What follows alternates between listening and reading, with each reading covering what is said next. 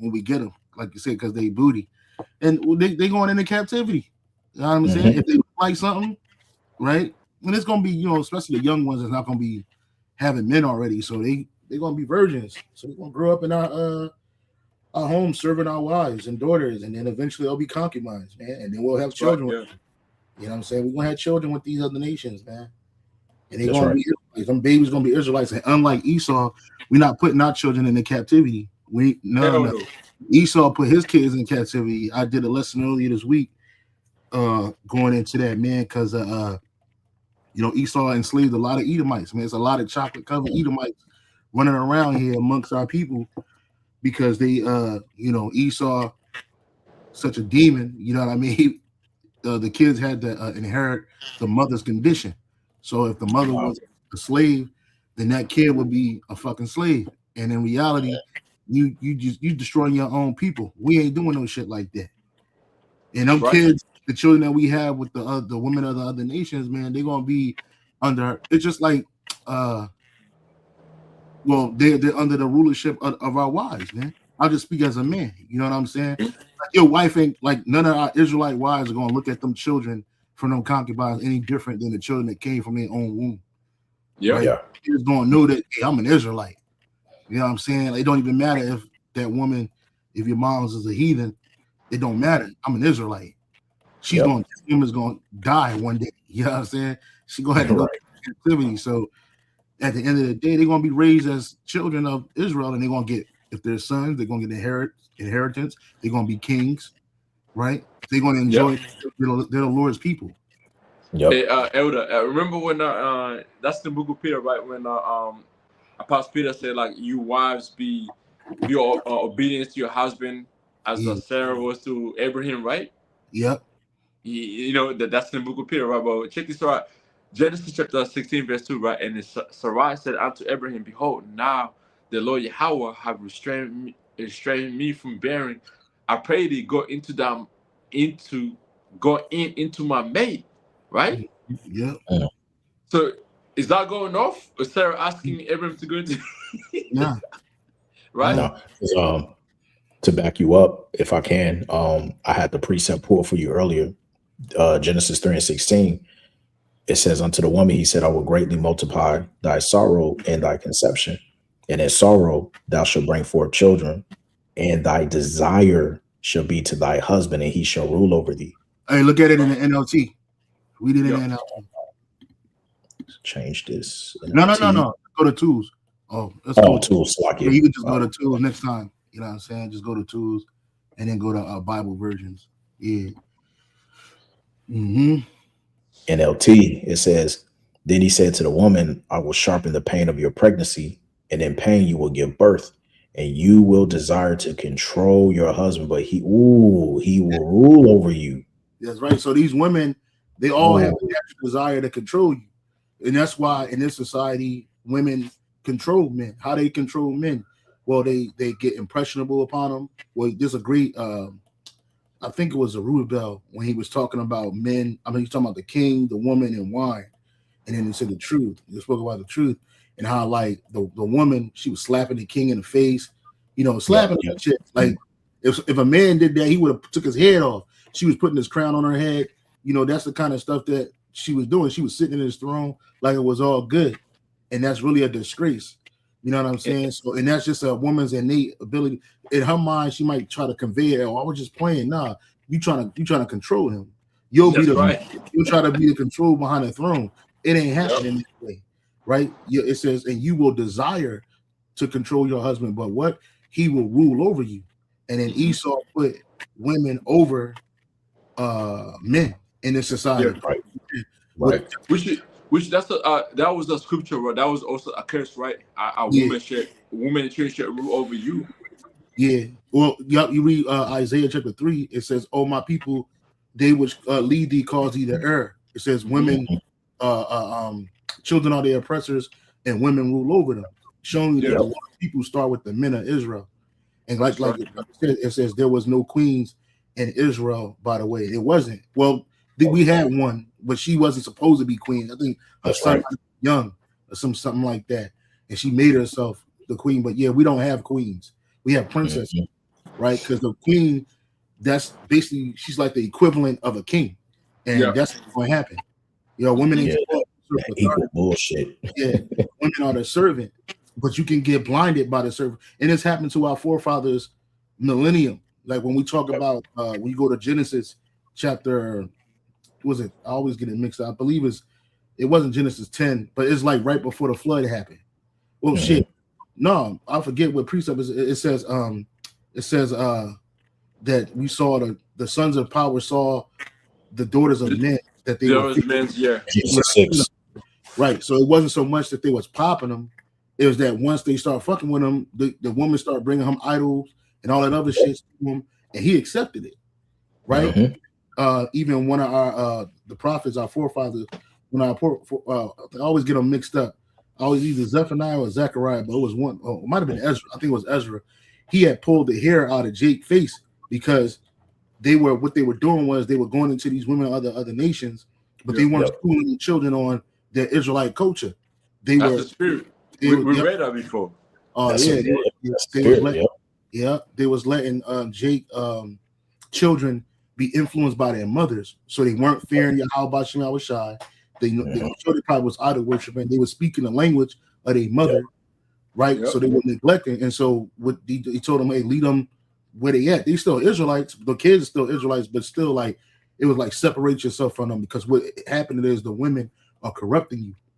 Yeah, you know what I'm saying, and that's what they are. Women will try to corrupt the man in any way she can because she ain't really thinking about the man. A woman is supposed to serve you and be under your rulership, and she's supposed to be a helpmate unto you. Now, there are women out there that have a spirit of wanting to be a helpmate, but she still got Satan on her, right? Definitely. So you still gonna have that problem. But again, these women, just like it wasn't King Solomon, it wasn't that he married them women or he dealt with the women of other nations. What King Solomon did was he was consolidating power. So how they did it in the ancient world, you had to marry your allies' daughters and shit. That cement power. I mean, that cement the covenant between y'all or the agreement, right? Yep. So, like, you're not going to invade a country if your daughter is a princess over there, right? No. Right. We're not going to do that because my grandkids, you know what I'm saying? I'm like, what's going to happen? So like that makes sense. And then it was also too, he was nation building. He was building his empire. So these agreements again, they stood on marriages. Because that's what marriage is. It's an agreement between two families of fathers. You know what I'm saying? And we only gonna marry our daughter, our people, our women, right? When I say marry, I mean have a covenant between. That's right. Like my little one, we part of the elect. You know, me and these brothers, we got daughters and sons. Or shit, if I got daughters and they like them, hey brother, go ahead and take my daughter. She's yours. Right? You know what I'm saying? What's that agreement? Yeah, it's an agreement between us, and now. Yeah. That family structure is even more stronger because I know her. I know his son line. I know where he come from. He know my daughter line. He know where she come from. And now we're brothers in marriage. You know what I'm saying? Well, he could be my father-in-law. I'll be his father-in-law. This brother, and that's you best become like a nation. We becoming a nation, and that's why. And we're gonna be a strong nation. Our nation gonna be super tight knit.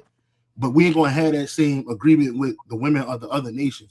The women of the other nations gonna have to follow our lead. They're gonna follow after us. They're gonna worship our power, our God, Yahweh Shem Yahushai. They're not gonna worship their idols. They're not gonna be able to bring none of that bullshit with them. And then they're gonna grow up. They're gonna grow up within our houses. So you know, by the time she reached the flower of her age, all she gonna know is Yahweh Shem Yahushai. By the time she reached the flower of her age, she gonna be in well order, or she gonna get fucked up. You know what I'm saying? So it's like she ain't gonna do nothing else. And that's why the scriptures speak about it's gonna be a visitation on all the idols.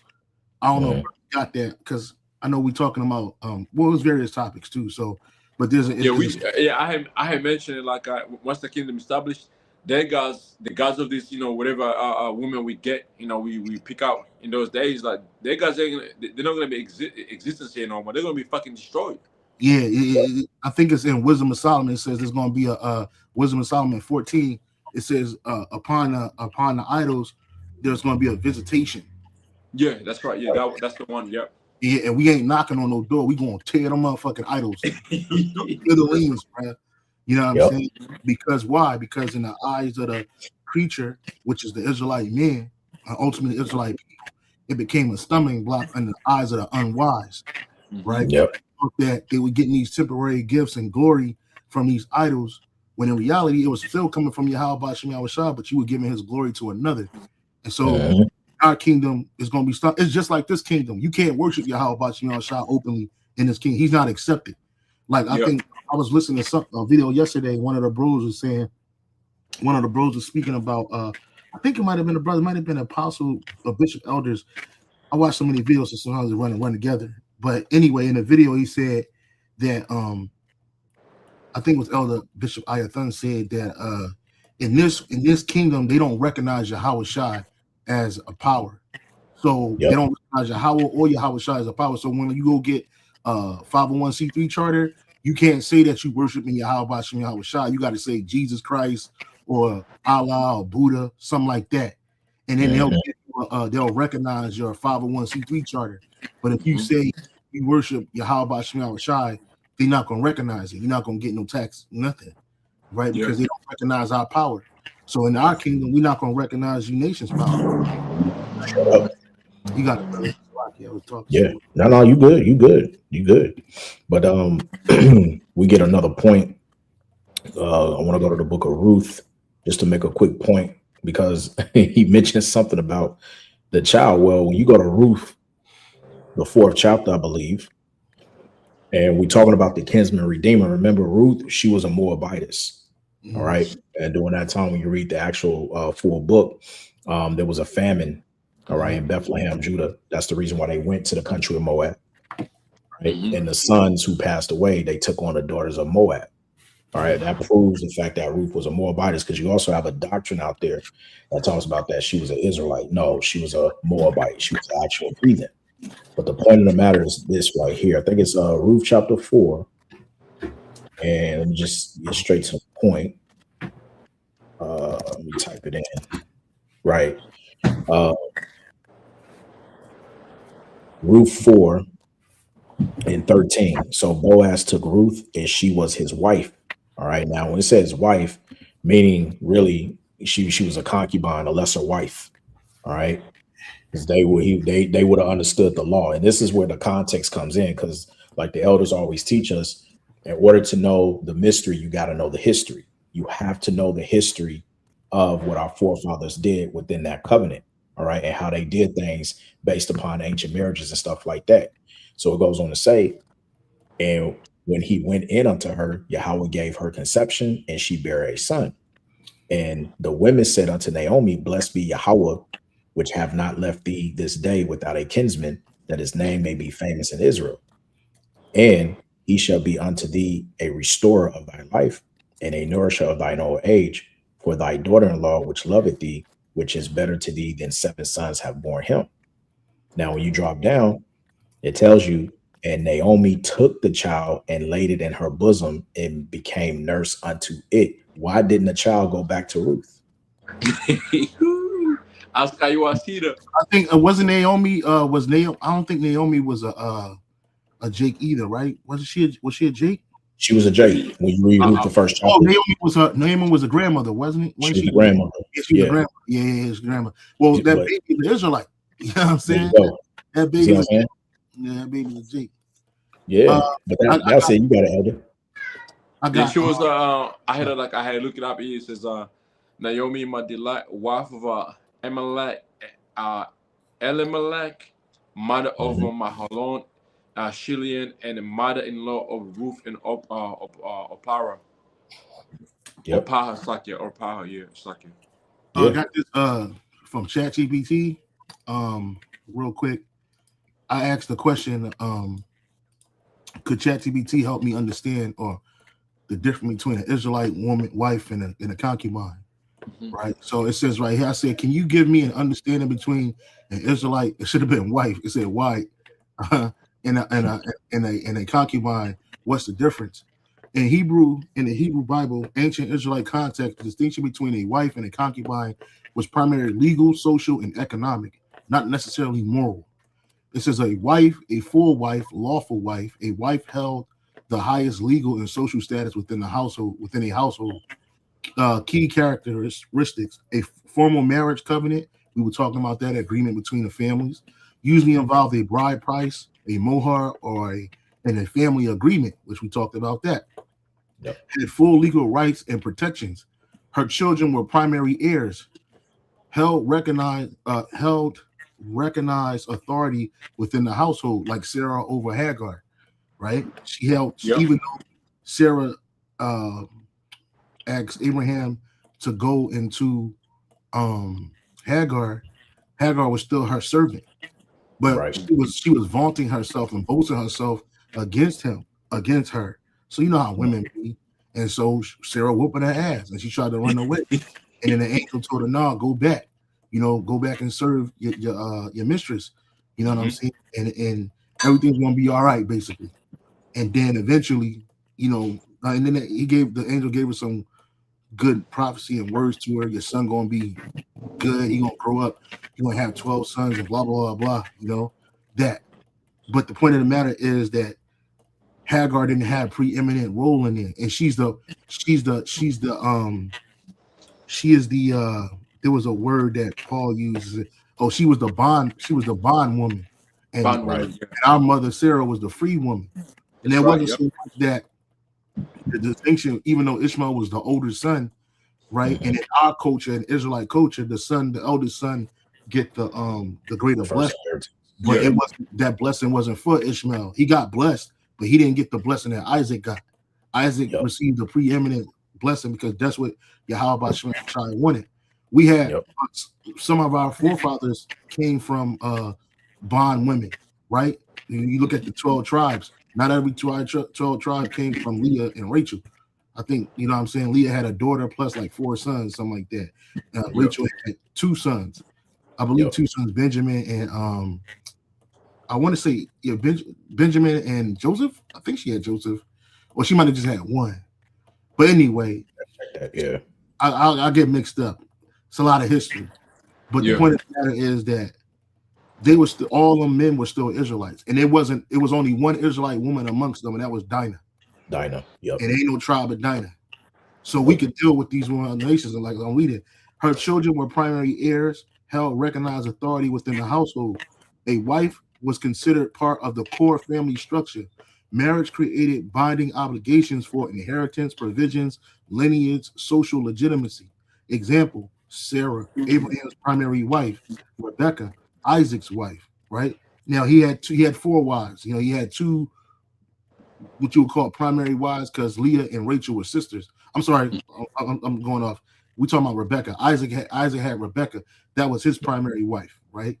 Now we don't know if he had concubines. We know Abraham did because he dealt with Hagar. You know what I'm saying? So, but the point of the matter is concubine, or Piladash in Hebrew, a concubine was a secondary wife like a partner, but with reduced legal status.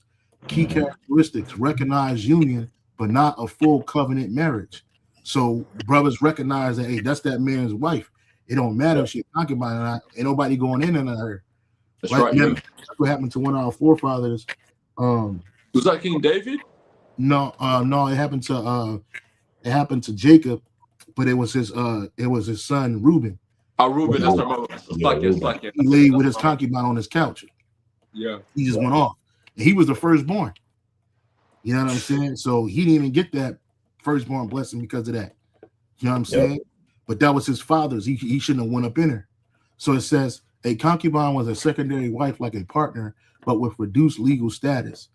Key characteristics: recognized union, but not a full covenant marriage. So that union between who was her? Ruth and Boaz, it was a recognized union. Why? That's right. Because her Israelite husband had died.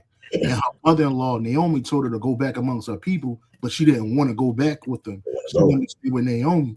So they was like, wait a minute, well, your husband died. He didn't have any heirs. So you gotta find one of his family members, and you gotta deal with him and bring an heir, because that's part of our law. If the man died without a son, she has to marry either the brother or somebody close to kin to him and bring forth that seed, because it's his seed.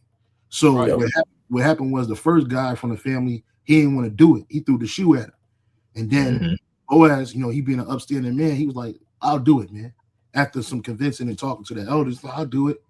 You know what I'm saying? And then it was all spiritual anyway, because that's part of Yahweh lineage. It goes back to King David. His father, I think, Obed was born out of that union between Boaz and Ruth. And then out of that came Jesse. Yep. Jesse is the father of King David. Right? So nothing stopped there. So it says recognized union, but not a full covenant marriage. Typically no bride price or full marriage contract. Had limited inheritance rights, depended heavily on a man's protection. Children were legit. Listen to this. Children were legitimate, but often lower in inheritance rank. And that's so the children, we can get rid of this lower in inheritance rank, and it just says right here, legitimate. The children were legitimate. They were Israelites. Mm-hmm. So it says concubine was not simply a casual partner.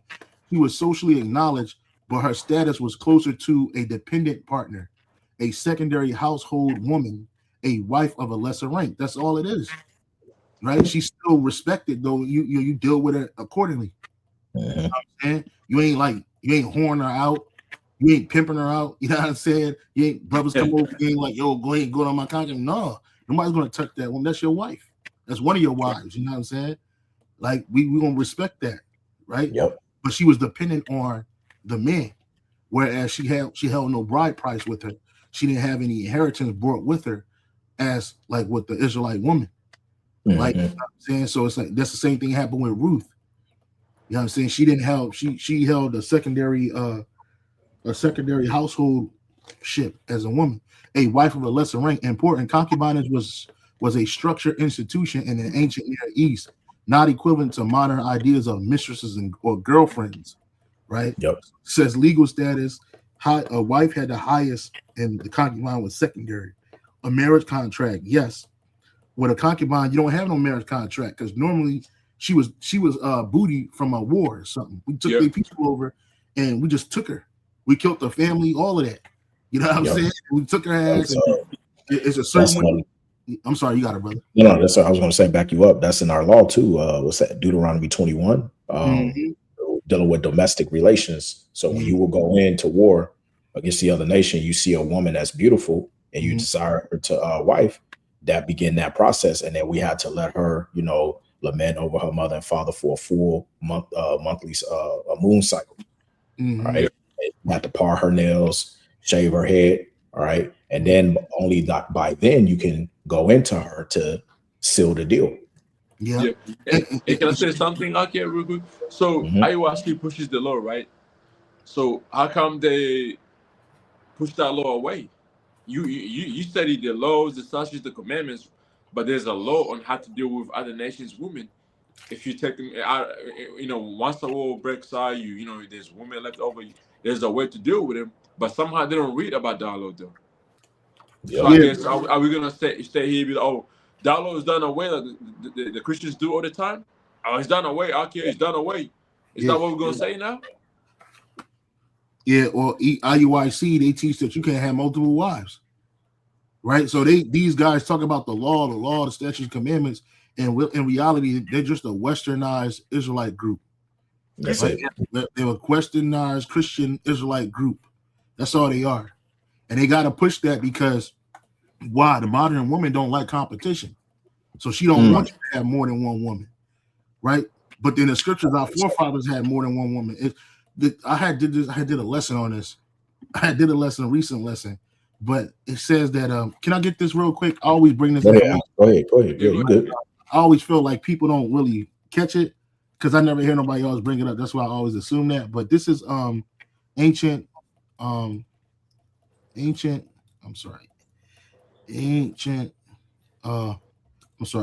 marriage and customs from the Bible Odyssey. And it's a thing. They don't teach you how to be a researcher either, or do your own research over there in IUIC.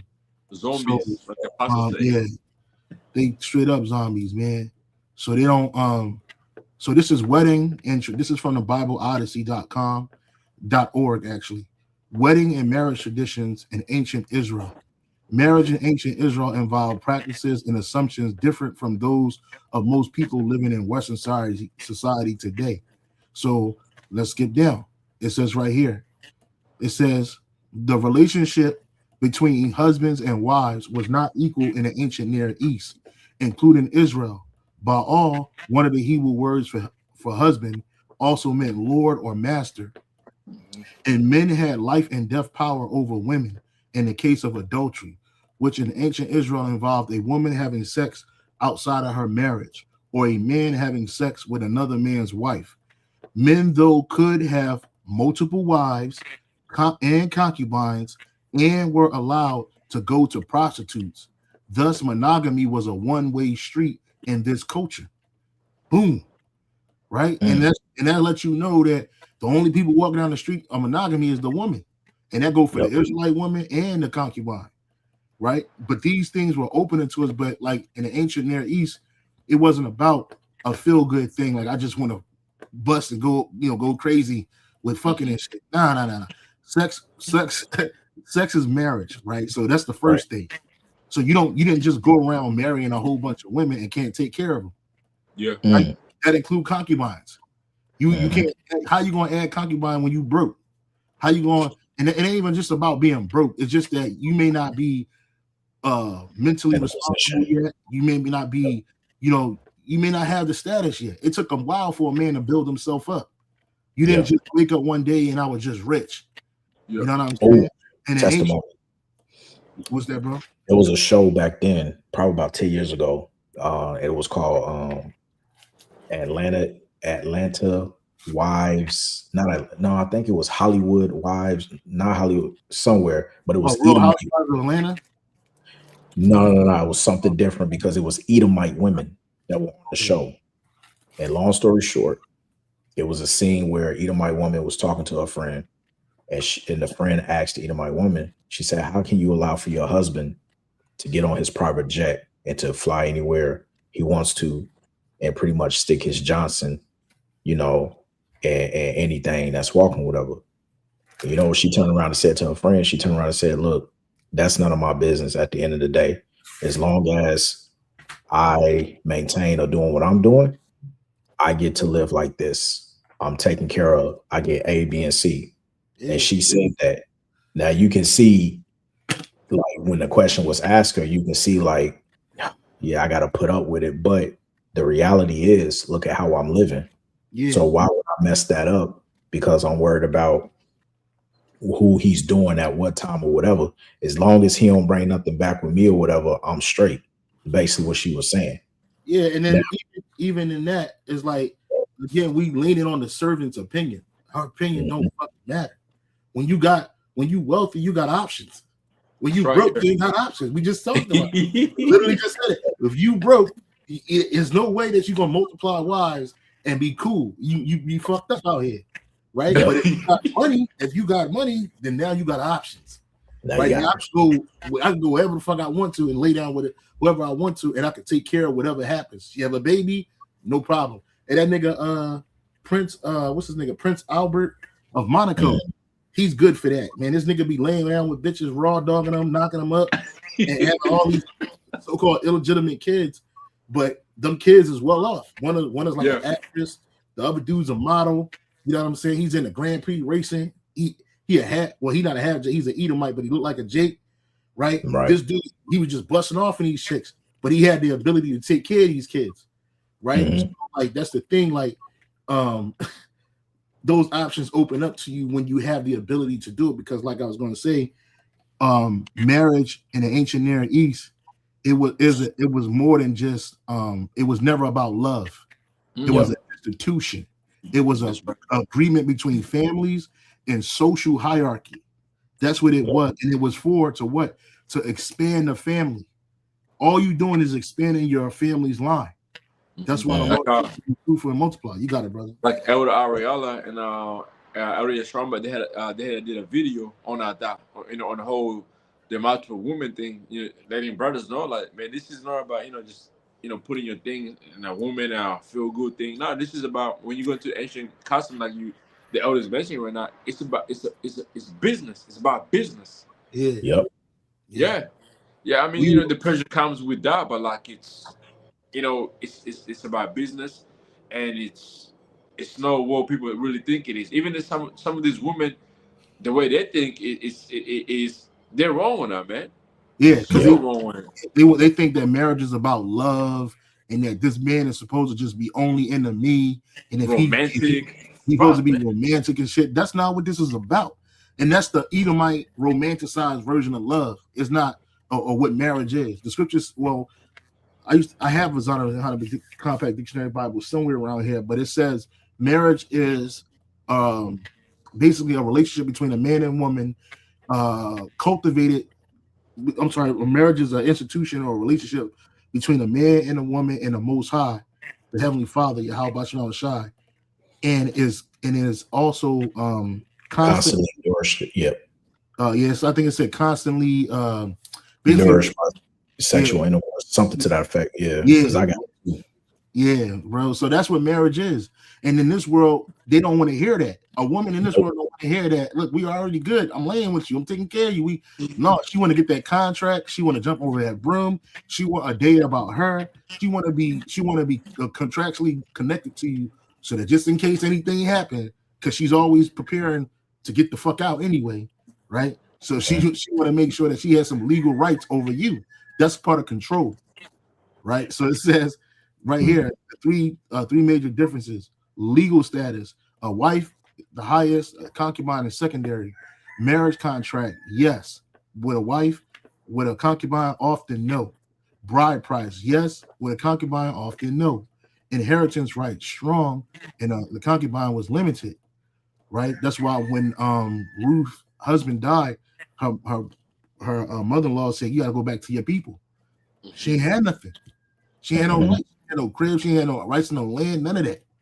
It says household authority, full, right? So the woman, she had, and that's what these women are going to do. They're going to be in the house, God in the house, and they're going to have their own authority within the house, right? They're going to have servants and handmaids. And they're going to love it. Yeah, they're going to love it. And so it's like, you want somebody to rule over, bitch, you can rule over your handmaid. You ain't ruling over me. And if I see handmaids that look good, now she about to be elevated to a concubine.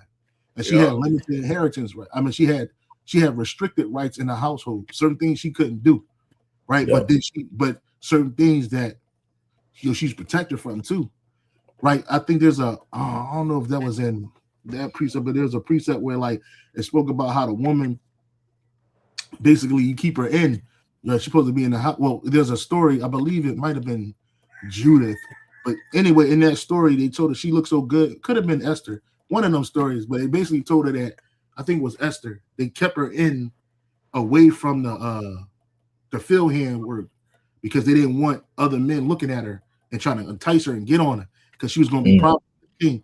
It's one of them stories, man, but that's how it go, right? It was like, look, no, you stay over here, right? And that's protection, right? Yep. In her mind, she ain't thinking like, oh, he's trying to keep me away from living my life. And that's these women, I want to live my life. It's not about that. And it says children's status, primary heirs. The wife had children that had were the primary heirs, and then the concubines, her kids were legitimate but ranked, right? Yeah. So in our kingdom, it's not going to be like that. We have sons with concubines; they're going to be princes, and it's going to be lovely for everything. But it ain't going to be like his older brother, who his mom might be a Judite woman. I don't even like Judite women. His mom might be like a Simeonite woman. In the kingdom, I'm like Judite woman, but right now, no.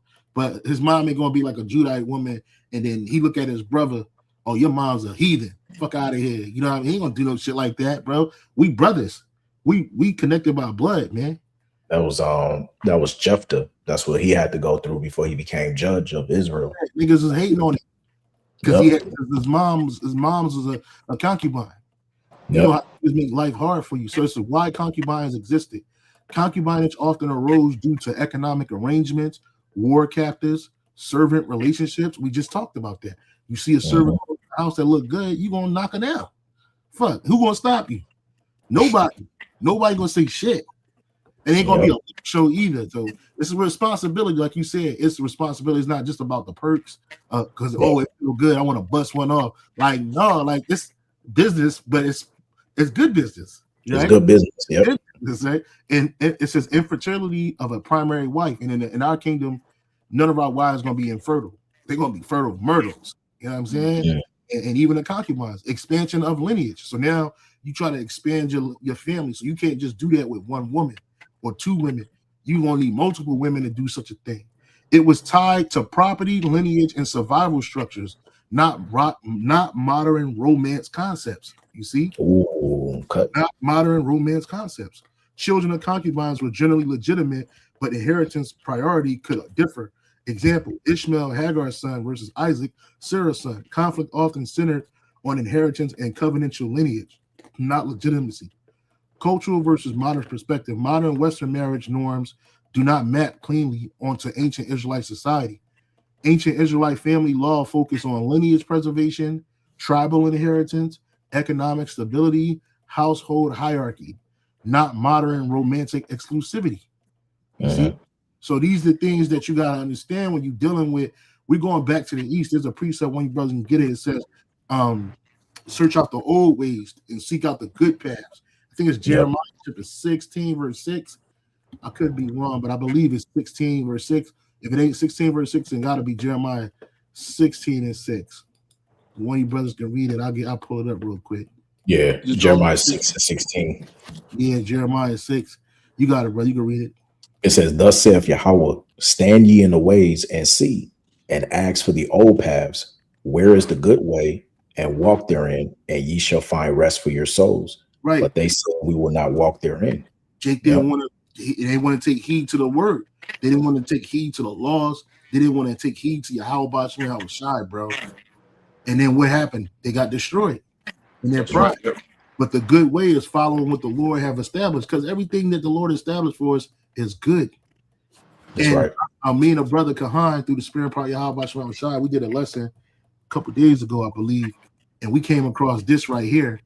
This is from the this is Isaiah chapter 4, verse 1, because this is gonna happen on this side, but it's from the Message version of the Bible, right? This is called the Message, MSG. You can only get it on a Bible Gateway, but it's called the MSG. And it says this, Isaiah 4 and 1. That will be the day when 7 women will gang up on one man saying, well, we'll take care of ourselves, get our own food and clothes, just give us a child, make us pregnant, so we will have something to live for. Damn. This is how real it's going to be.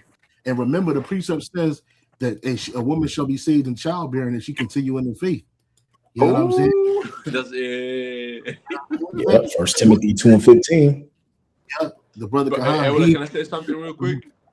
Not brother. Yeah, those women ain't gonna really be asking a regular, individual on the street. They're gonna be tagging the men of Yahweh Hashem Yahshua. Because remember when you go to the book of Zephaniah, it says the mighty man should cry there badly. So these mighty men of this world is the men who in high places right now. Those niggas gonna be gone. They're gonna be fine. They're gonna be looking for salvation as well. So these women, they're gonna look around and be like, man, shit, I need that. Like, and if I can have a baby with this individual, then I know for sure I'm carrying a seed that can somehow give me a high chance percentage of being delivered. Yeah. Yeah. Because you don't want it to happen to your seed or your woman. It's my woman now. Like, she under my protection. Nobody gonna fuck with you. So it's this is Isaiah 3 and 25 to 26. It's the latter verses in chapter 3 in the MSG. It says, your finest fighting men will be killed, your soldiers left dead on a battlefield. The entrance gate to Zion will be clouded with people mourning their dead. A city stooped under the weight of her loss, brought to her knees by her sorrows. Right. And it says that will be the day, and things written for beforehand and written for our learning. These things are going to happen on this side, and that's what they don't like to hear. You talk about this nigga Nate talking about something. Oh, you got to watch out for these Israelite groups, man. They be having orgies. They be forcing women to go steal $10,000 worth of merchandise. Just lying. Just lying. Swapping wives. That's fucking gorilla Hebrew Israelite. That's the gorilla Hebrew Israelite. Fuck out of here. Fuck that. Yeah. So What you say, brother? That's also in Second Esdras, because the previous chapter you read in chapter 3, we know that there's going to be many men that's going to lose their lives in this final world's war. That's also mentioned in I think it's Second Esdras 15, where it talks about 15. the I had it. I got it here if you want me to okay, read it. bring it out. Yep. This is the book of Second Ezra chapter 16 and verse let me see, start from verse 18. I'll start from verse 17. It says, woe is me, who delivered me in those days, the beginning of sorrows and great mournings, the beginning of famine and great death, the beginning of woes and the plowshare stand in fear, the beginning of evils. What shall I do when these things, like when these evils shall come? We're Behold, gonna pray famine. to we're gonna pray to you. How about Shema Shai? That's right. Yeah. Yep. So behold, famine and plague, No tribulation, and hesitation. anguish are sent as scourges for amendment. But for all these things, they shall not return. They shall not turn from their wickednesses, nor be always mindful of scourges. It says, behold, victuals shall be so good cheap upon earth, that they should think themselves to be in a good case, and even then shall evils go up on earth, sword, famine, and great confusion. For many of them that dwell upon earth shall perish of famine, and the other that escape the hunger shall the sword destroy, and the dead shall be cast as down, and there shall be no man to comfort them, for the earth shall be wasted, and the sea shall be cast down. Is that the one, Akio? No, it's another one. It There's says another one. she lamenting having no bridegroom. Yeah, that one. Okay. Having no bride. That's good I too. think it's in chapter 15, if I'm not mistaken. I could be wrong. It's Can I read verse 24 real quick? it's verse 33. You got it, brother. And Second Ezra 16:24, it says, there shall be no man left to till the earth and to sow it. Yeah. And real quick, I'm gonna just pull it up in the G&T, see what it say as well. Second Esdras 16:24. Second Esdras 16:24 in the G&T. It says there will be no one left to plow the land or plant it. Right? Verse 33. Can you read verse 33 in the KJV?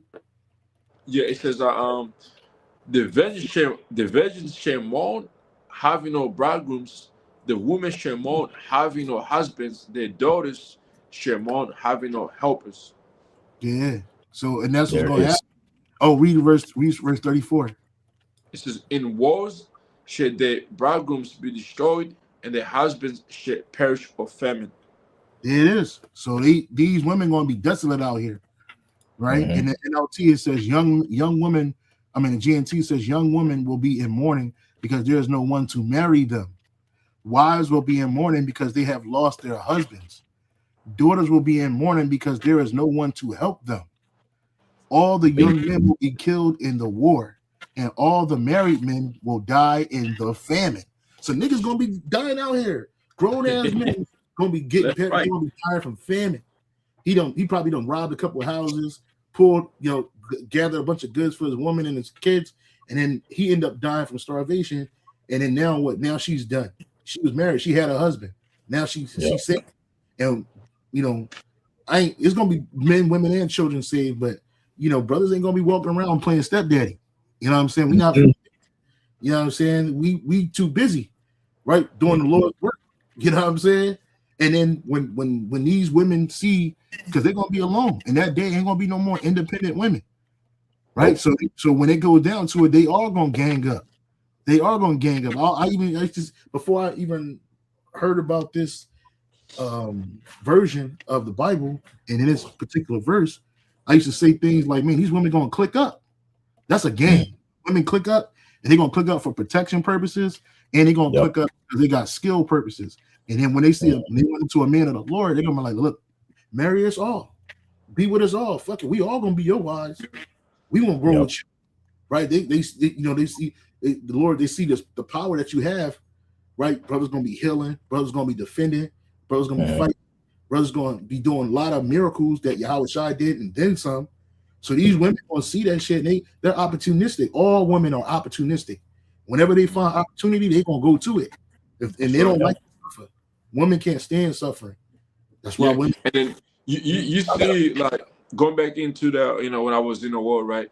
Like I used to go, clubbing and be, like VIP sessions and shit like that. And then when the rappers used to come here, man, you think you got a girl right there with you, and she get caught in VIP, nigga, she's gone. You better go home. You better catch a fucking taxi or cab and go home because you're not gonna see that woman The again. rest of the night. And then her value shoot up. Yep. Yeah. That's how it's gonna be Hey, though, real quick, man. can you get can one of you brothers get Ciroc 26 and 6 and somebody also get it in a GNT? I got both. I get it. That's beautiful, yo. Because see, this is what's going to come to an end. Because see, this is what we have to deal with right now on this side. But like the elder pointed out, when Jacob's trouble comes, ain't gonna be no independent, ain't gonna be no back talking, ain't gonna be no, jealousy and who you was out with last night. It's not gonna be none of that. You ain't gonna be on the phone calling Craig, talking about some who you was with last night when you all hugged up with another nigga in the bed. No, it ain't gonna be none of that. Yeah, You know, we better it's not like, hear that song. Who runs the world? Fucked up. yeah. It's crazy when we was kids and we was watching that fucking movie. Nobody noticed that shit. It wasn't until we got older. We were like, this bitch had a whole nigga in the bed talking shit to Chris. You know what I'm saying? Bitch. You know what I'm saying? Like, who you went to the movie last night with? Bitch, what? You got it, brother. Yep. This is Ciroc 26 and 6. It says, but a grief of a heart and sorrow is a woman that is jealous over another woman, and a scourge of the tongue which communicate withal. Now, when you read that in the GNT, in the GNT it says, but a woman jealous of another woman causes heartache and grief. Her tongue lashes out at everyone. Yep. Right. So you gonna hear about it. You know what I'm saying? You think back to what's those shows in the 90s, the Maury Povich show. Oh, okay. Man. The lie detector test with you cheating, the Jerry Springer. Okay, all of them shows, man. Listen, that's why Zaquan did a beautiful lesson a week ago when you touched on that issue with Bishop Nate. All right, and had a woman said in the video about, she was with a Hebrew Israelite and he believed in multiple wives and stuff like that. You know what I'm saying? See, on this side, who did that? Yeah, you did the video. Yeah. Oh, the old girl that was locked up. After he's talking about, I was like, oh, you did the video, right? Check that out, man.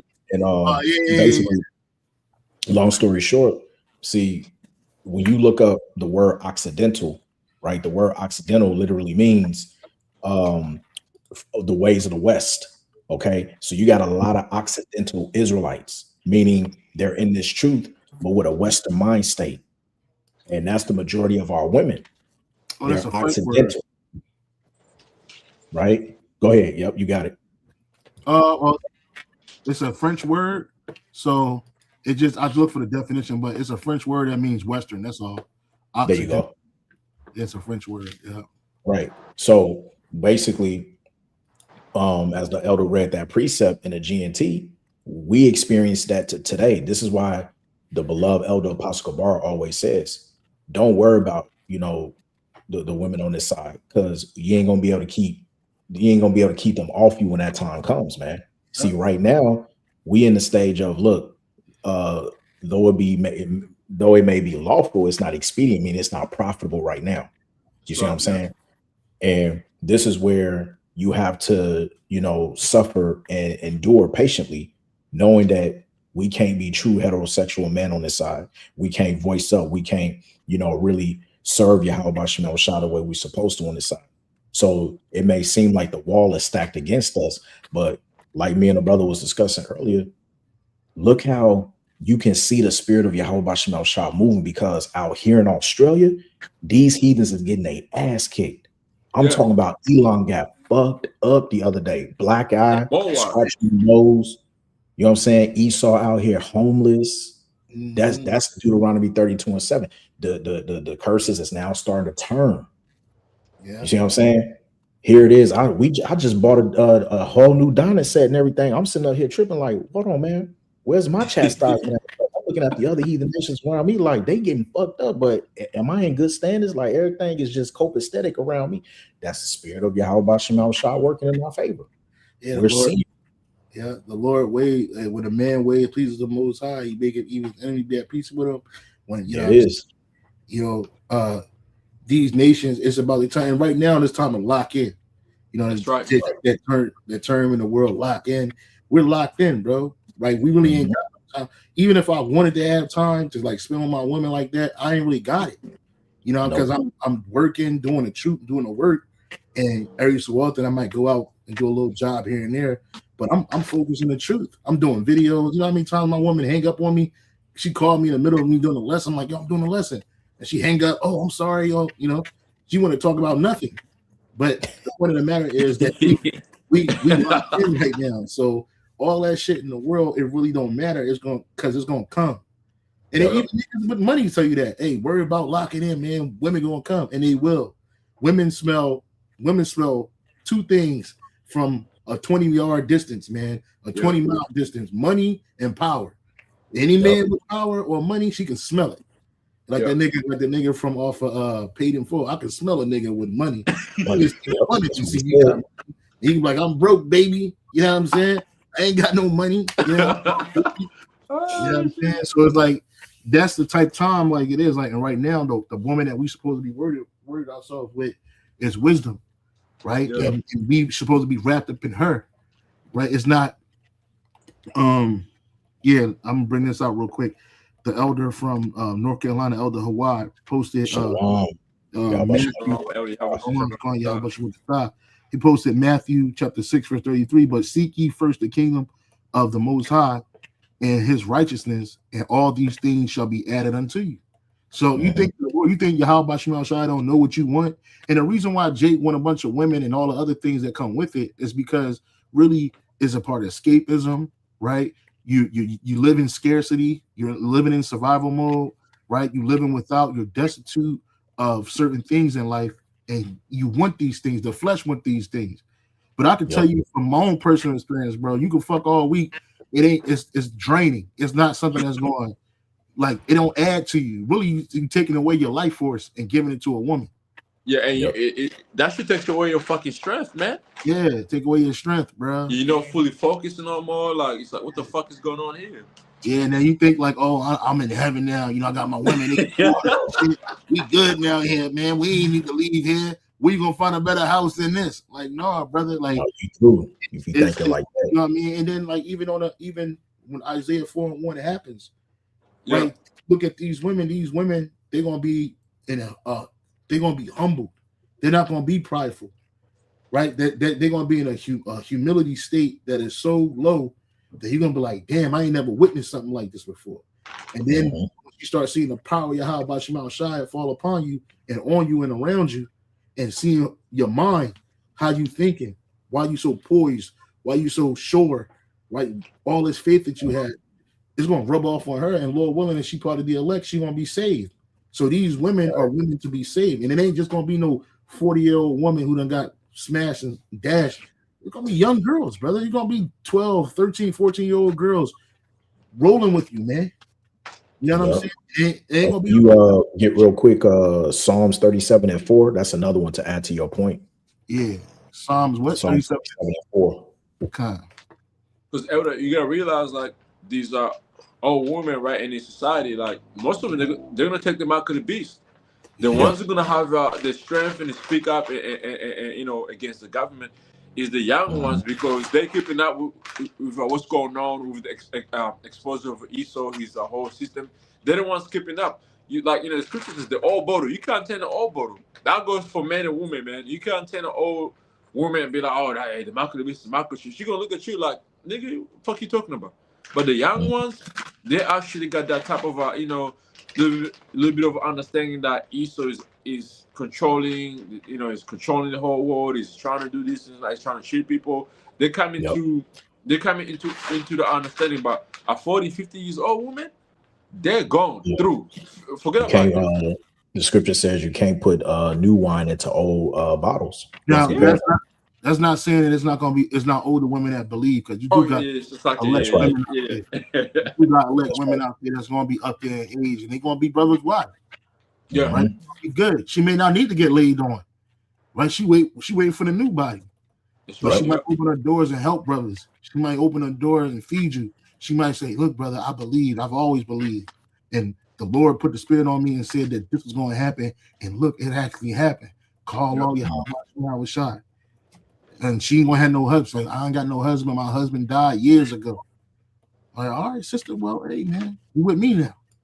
That's You right. know what I mean? Lord willing, to be the Lord's will. Hey, you with me now? But this is Psalms 37:4. Delight thyself also in Yahweh Bashem Shai, and he shall give thee the desires of thine heart. Yeah. You know, so like that's the thing. Like, you don't ever think that the Lord don't know what you want. He created us, brother. You know, and there's so much more to life than just plowing women, bro, and even getting women knocked up. You know what I'm saying? It's like, it's just so much more. And I can't wait to be on a level to where we're not concerned with the small things in life. You know what I'm saying? Like the things that are really inconsequential. Like, you supposed to have a certain quality of life. That shouldn't be a surprise to you. You supposed to have wives that's in order. That shouldn't be a surprise to you. So don't lose your mind and lose your cool because, oh man, I got titties. You know, you ain't seen, you know, Jake get freaky and nasty. Like, chill, bro. Calm down, drink some water, do some push-ups, man. You be all right, bro. Because at the end of the day, we got so much to do. Right? Yeah. There's a time and place for everything. And I'm not saying that Isaiah 4:1, you're not gonna have no time. You're gonna have time to do it because clearly, right? It ain't gonna just be a verbal agreement between you and a gang of women. Like, no, you're gonna have to deal with them separately, right? And it ain't gonna be like it's a long line outside your bedroom door and you just plowing because you take your time, bro. You can take your time. Right. Cool. But the Lord, Yahweh Shai gonna have things for brothers, man, provision for brothers, man. And when you in a hardcore state, brother, and that's what we about to be in, you ain't thinking about the bullshit, bro. You ain't really. My man, my favorite. I don't know if brothers ever saw the movie. What's the movie called? What is the movie called? You know the joint where Dead Presidents. And I see that. Yeah, he was at war. He was like, man, I can't worry about what's going on over there. If I did, you know, I'll be dead out here. I'll be a dead man. And that's when he was in Vietnam, right? Yeah, he was in Vietnam. And real quick, this is the book of 2 Timothy. Oh, it might be 1 Timothy 2, but I believe it's 2 Timothy 2. 2 Timothy chapter 2, verse 4.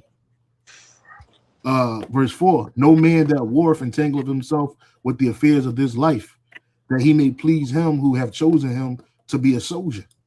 So these things that's in this world, we ain't really, because your woman ain't spiritual, bro. She ain't thinking about salvation. She ain't thinking about getting out of here. She just want to be comforted. You know what I'm saying? Your kids just want to be fed and shown attention to.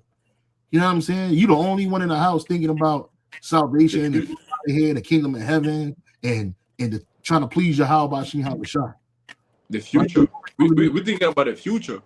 Yeah, we thinking about right. And you got go ahead. Now I was just gonna say, it's funny because I was thinking today, like, you know, brothers sometimes don't think that we haven't been in positions where I'll probably call it, for lack of a better term, spiritual fatigue, because that can happen to certain brothers. And you just have to be aware of that. Elder Yashwam used to always say, like, there's nothing wrong with pulling yourself aside and examining yourself and say, yo, do I really believe? Like, what's going on? You know what I'm saying? Right. And a lot of times you got to rebuke that side of you where you start questioning things. It's okay to question yourself just to see where you at.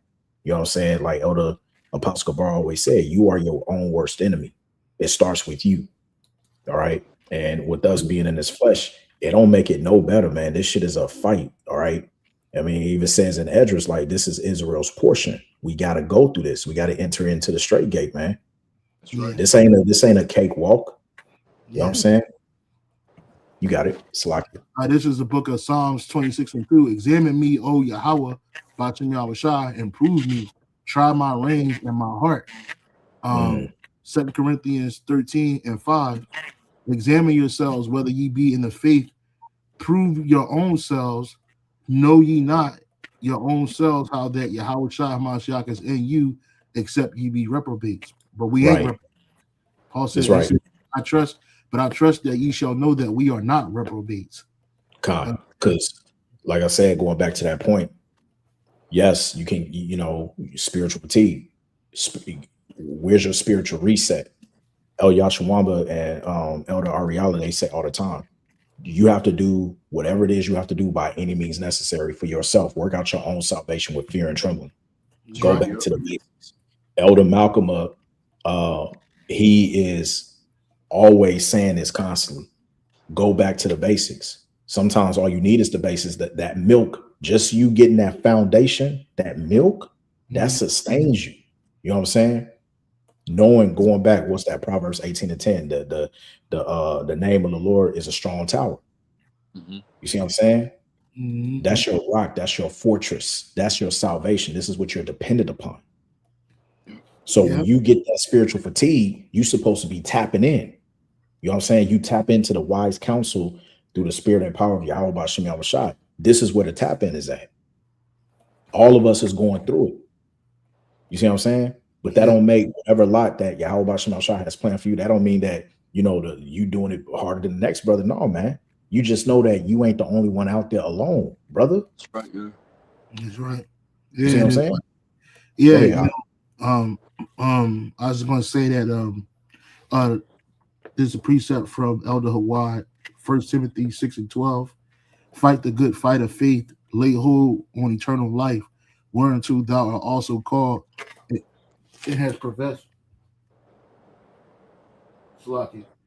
No, you good. It has professed a good profession before many witnesses, man. See that? So in the NLT, GMS Salvation posted Psalms 26:2. It says, "Put me on trial, Yahweh Bashmal Shai, and cross-examine me, test my motives and my heart." Because you want to make sure that your motives remain pure as well as your heart remain pure. And even the Elder Apostle Gabar just recently said that in a video. I believe I was watching a little bit of it, enough of it, and it was speaking about what we're doing in this truth. The title of that lesson was is you must understand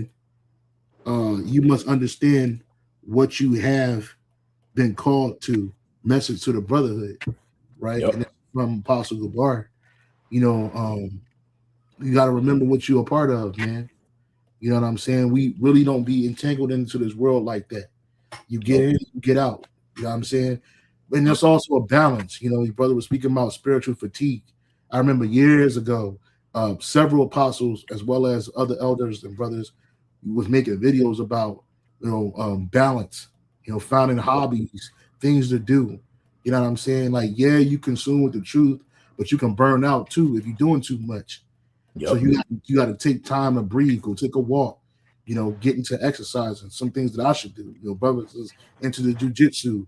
Some brothers they into sightseeing, and some brothers go on trips here and there. Some brothers find a way to balance out this truth with the world. You know what I'm saying? Because you still here. We ain't monks, bro.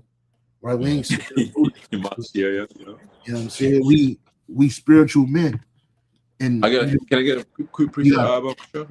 Yeah. This is the book of Sirach, chapter 18 and verse 20. It says, before judgment, examine thyself, and in the day of visitation, thou shalt find mercy. So we know that day of judgment is coming soon. That's why we gotta check ourselves. Are we doing the right thing? Are we serving Yahweh Hashem Yahshua with true heart?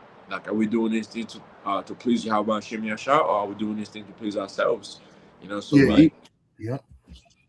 Go ahead. I was gonna say Apostle Bar was speaking about that. He said, that's a part of wisdom. Like, you want to. He said, if you too much into the world, you gotta make sure you catch yourself and pull yourself back to this truth, because you don't. And you should be able to judge yourself before your how about Shai do it, because once he do it, it's a wrap.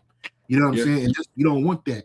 So it behooves us to catch ourselves before we get too deep. It's a tightrope walk that we're doing. Sometimes. Yeah, we got it. It's like to cut you off.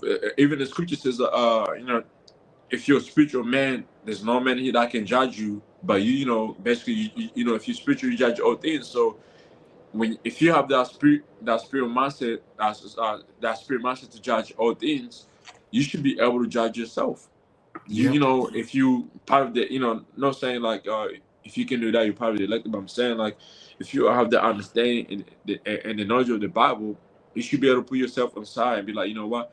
Let me examine myself. Let me judge myself real quick. See if I'm doing, you know, what am I supposed to be doing? Because that's what the scripture says. Spiritual man is going to judge what all things. So it starts by yourself. Yep. Every time Yahushua spoke, you know, he himself was right there. He put himself in the first place. Yep. If I It can wasn't add like, to that, oh, I'm just gonna be it's like, you know, be over all these, you know, individuals. Nah, man.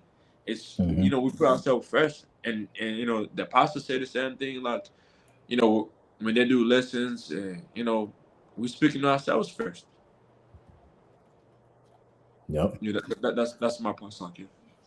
No, I was going to say that's what makes it even more, you know, fearful and being in this truth, because I remember there's a precept in Job. I think it's Job 34 or 36 where he told Job, gird up thy loins and Show yourself as man or show something. yourself as a man, for I will require Yeah. of thee. Right? Like when you read that precept and the way that he like demanded from Job, that was scary, man. You know what I'm saying? So you got to look at yourself like, damn, okay, what am I doing?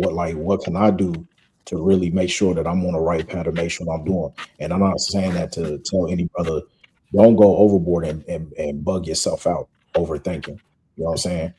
But just keep it simple, you know, always revert back to the basics, you know, analyze yourself. What is it that you can do better?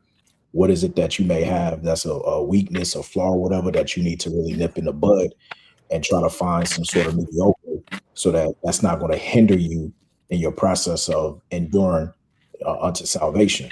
You know what I'm saying? Elder Malcolm, he used to always say, whatever bad habit you brothers have now, you want to nip that shit in the bud before Jacob's trouble, because that can potentially hinder you doing Jacob's trouble. Mm-hmm. You know what I'm saying? So you don't want to be hindered, you know, when shit hits the fan because you was piss farting around during your grace period and you ain't nipped the shit in the bud. You didn't really get yourself right on that. You got it. That was First Kings 2:2, but I know it's one in Job too. It says, Let's see if I can find it. it says, gird thy loins. Yeah, I think it's, hold on, let me see. Job 30. So, Job 38:3.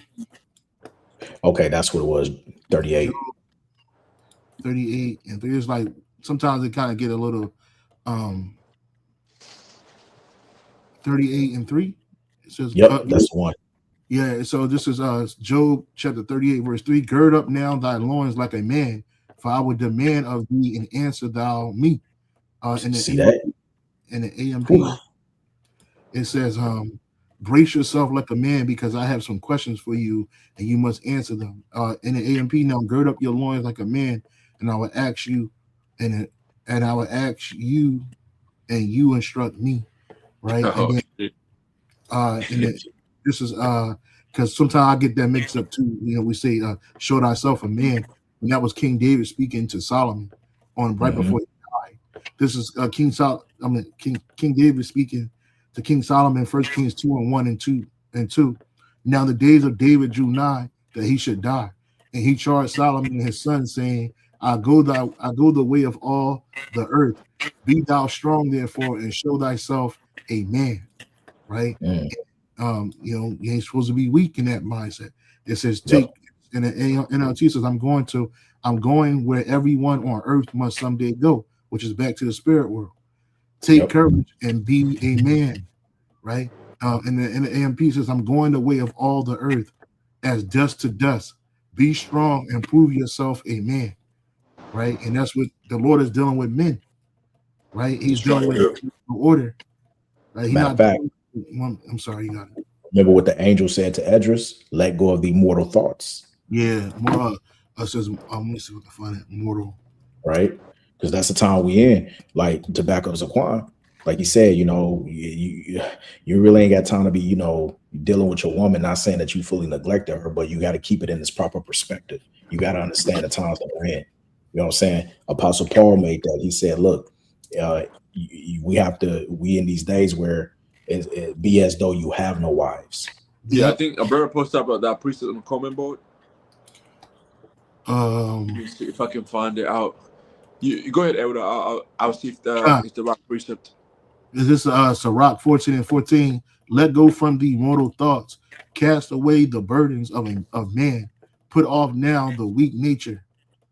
You know what I'm See saying? that? Put And off set, now the weak nature. Go ahead.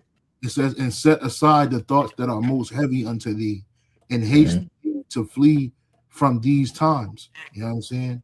I'm gonna read what they say in a KJ in the GNT, second address Yep. 14 and 15, second address, second address 14 and 14. It says in a GNT, put earthly cares away from you, throw down your human burdens, and lay aside your weak human nature. Put all your anxieties aside and get ready to leave this world quickly. You know what I'm Mm. saying? You have seen many evil things already, but far worse things are about to happen. Right. And that's what Right. even in that day, like one of the brothers had just mentioned about Paul speaking like be as though you have no wife, right? Can I get that Because precept real quick? yeah, you got it, brother. GMS, truth be told, 144:7, 1 Corinthians 7:29. It says, "But this I say, brethren, the time is short. It remaineth that both they shall have wives, be as though they had none." Hmm. And in the Right. AM in the AM in the NLT and the AMP it says, but let me say this, dear brothers and sisters, the time that remains is very short. So far from now on, so from now on, those with wives should not focus only on their marriage, right? Simple. In the AMP it Damn. says, but I say this, believers, the time has been shortened so that from now on, even those who have wives should be as though they did not, right? Because when you worried about your marriage, you got to focus on this woman. She want to do all this other shit. Again, she ain't spiritual, so all she want to do is shit that's pleasing to her, and she want to. We need to talk. We need to work on the marriage. You know, I want to do this. I want to do that. They want to threaten to leave, and then they want to stay. Listen, bitch, I Mhm. ain't got no time for that. I'm doing this right. 11:44. I'm doing this right now. Like, let me focus because this is what I believe in, and this is what's happening. Now, Yep. there's a time and place to deal with you, but just ain't it right here.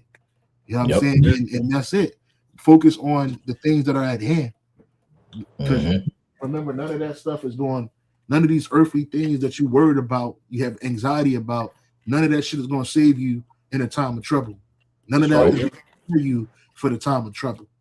So we supposed to dedicate our lives to Yahweh Shem Shah. And that's what we were put on this earth for.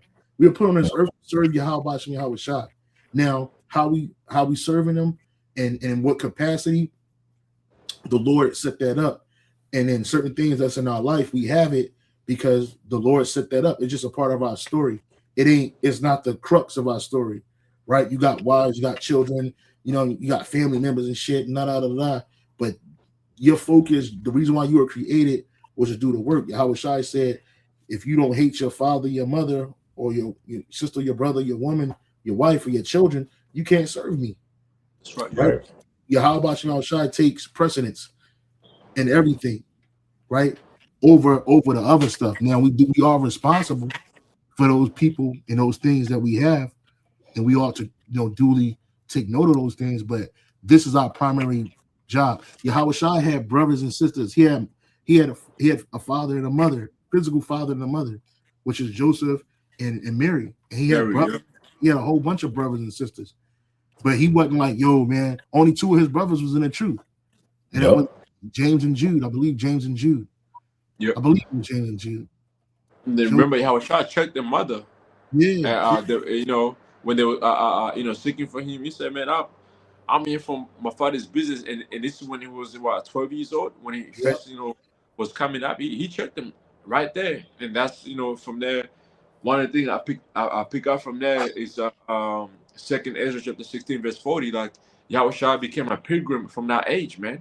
He was Yep. ready, like to be to be here and there. Like he wasn't here to please his parents, stopping him to serve Yahweh. I mean, it's like Yahweh. Nah, and that's the time we're in right now. We like the scripture says, like there's a purpose, under the heaven. So we're in a time of spiritual war. Also, we're in a time of building the house of David, spiritual, which is what waking up the rest of the brothers who are scattered worldwide, and believers out there by what pushing this truth right here, because that's the time we're in right now. We're not in the time of love and coming together, party and bullshit. That time is Yeah. done with, man. Yeah, that family reunion spirit, that shit is over. It's over. Yeah. Yeah.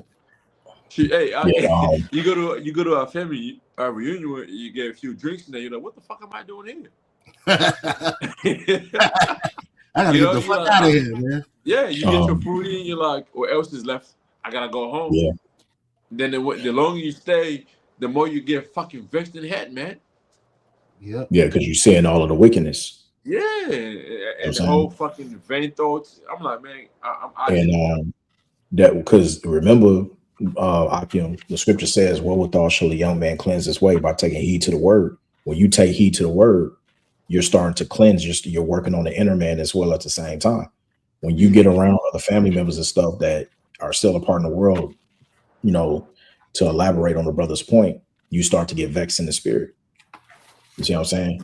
I mean, I believe there's that's pretty much. Go ahead, you got it. I got a precept real quick. This is it says change relationships. Matthew chapter 12, verse 46. While he yet talked to the people, behold, his mother and his brethren stood without, desiring to speak with him. Then one said unto him, behold, thy mother and thy brethren stand without, desiring to speak with thee. But he answered and said unto him that told him, who is my mother, or who are my brethren?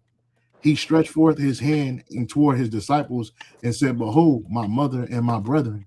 For whosoever shall do the will of my Father which is in heaven, the same is my brother and sister and mother. That's a cool cut. You got family members that ain't doing the will of Yahweh Shah. So these people, they just a portal that you came through. Doesn't mean you disrespect them and fuck them up and hate them. No, but you have to separate yourself from these people because, like you said, they're gonna be roughly paraphrase what you said about the family reunion. They're gonna be bringing your spirit down, bro, and they ain't going nowhere. They're just stagnant. And what do you really want with me? You know what I'm saying? I'm doing my work. I'm doing the work right now. What is? And then obviously, I always extrapolate that maybe they was worried about him or something, and they were, they didn't want they didn't want nothing to happen to him, so he's gonna try to talk him off a ledge or something. You know how Jake. You know what I'm saying? I'm gonna see what it says in the MSG version, Matthew 12, right? In the MSG version, I'm trying to see. I'm gonna start using our man MSG. Yeah, it says in charge of everything. I'm sorry, verse 46. The MSG 46. Come on now. Verse 46. So it says right here, obedience is thicker than blood, right? So people be like, order. No, obedience is thicker than blood, right? It says while he was still talking to the crowd, his mother and his brothers showed up. They were outside trying to get a message to him. Someone told Yahushua, your mother and brothers are out here wanting to speak with you. Yahushua didn't respond directly, but said, who do you think my mother and brothers are? He then stretched out his hand toward his disciples. Look closely. These are my mother and brothers. Obedience is thicker than blood. And the person who obeys my heavenly Father's will is my brother and sister and mother. You see? That's a big separation right there. Yeah, yes, it definitely is a big separation. Because see, the Catholic Church, they claim that they elevated Mary to some type of saint and all this other stuff, but that's not what you do in the first place. But what did Yahweh Shai do? He rejected them. So two of his brothers was in the truth. Two of his brothers weren't. So what are they doing? What can you really tell me right now that's going to help forward my Father's business? What you going to tell me is something to stop it. You're trying to hinder it, right? What kind of message you really need to get to me, right? I'm good. I'm already set. I'm set in the will of the Father. So there's nothing going to change that. You know what I'm saying?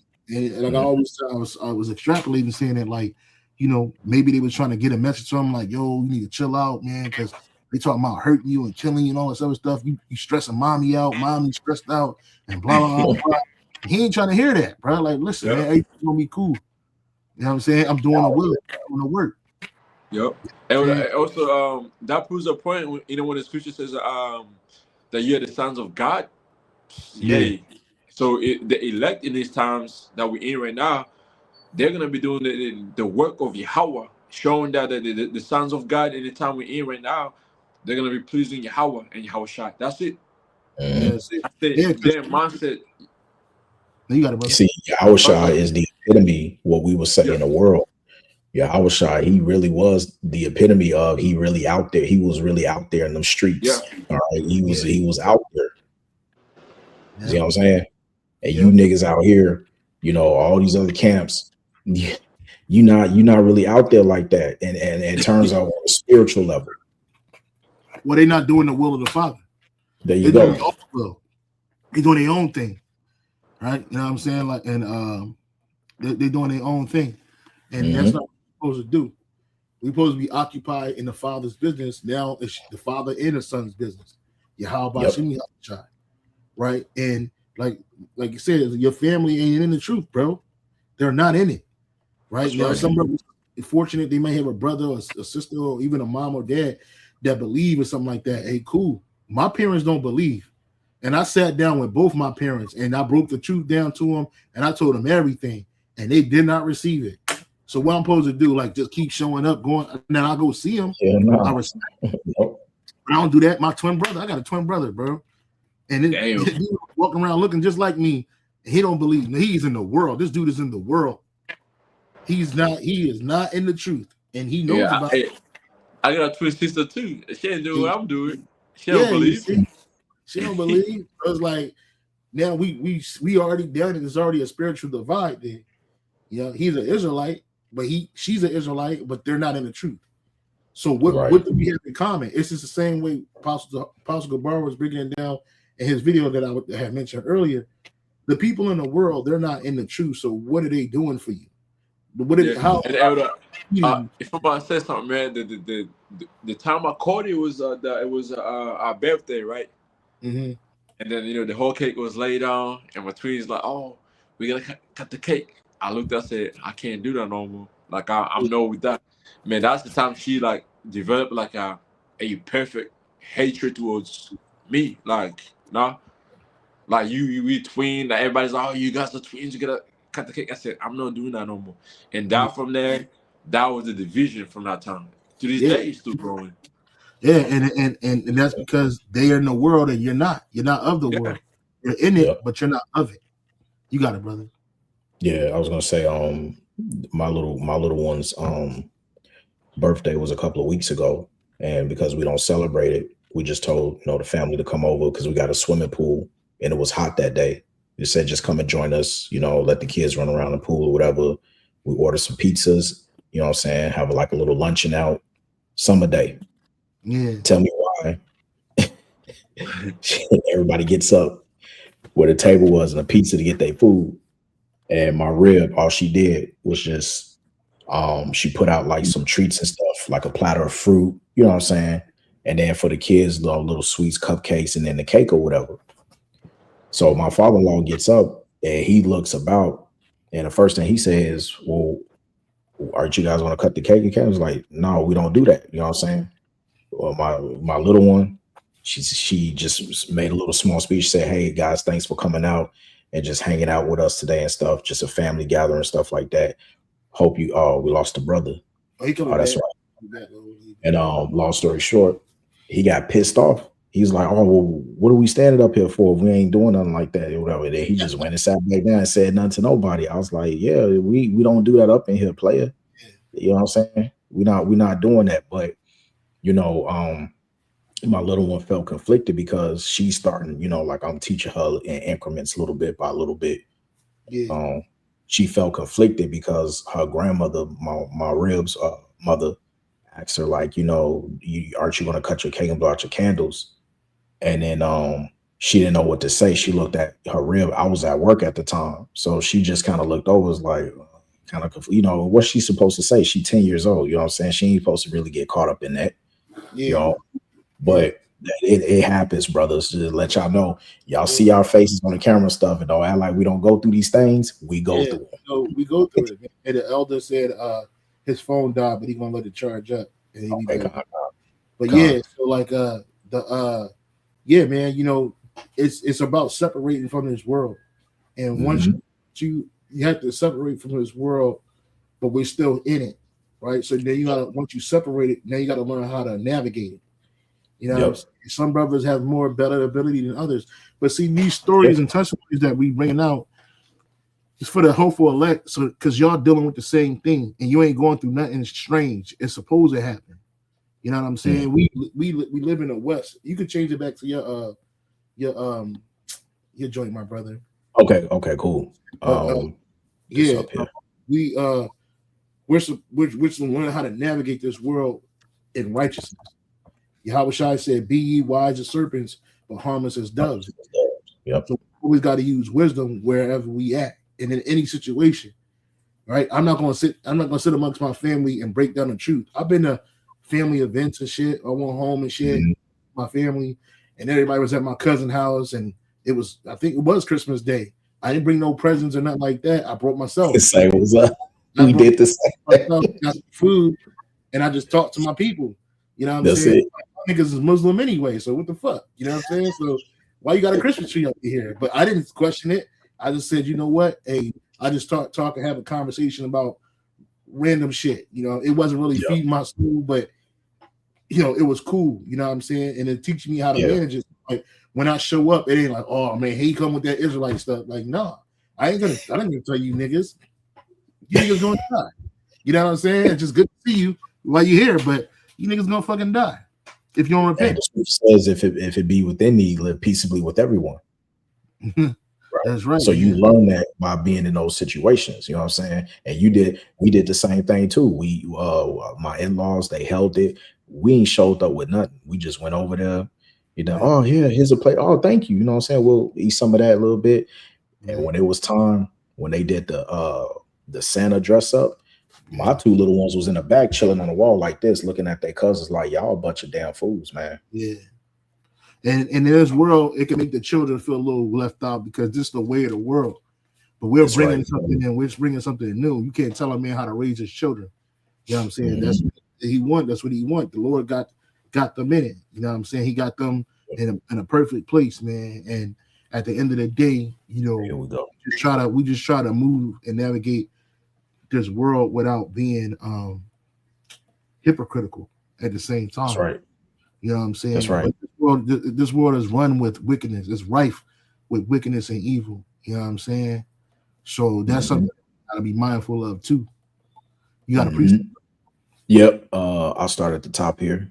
1 Peter 4:1. For as much then as Hamashiach has suffered for us in the flesh, arm yourselves likewise with the same mind.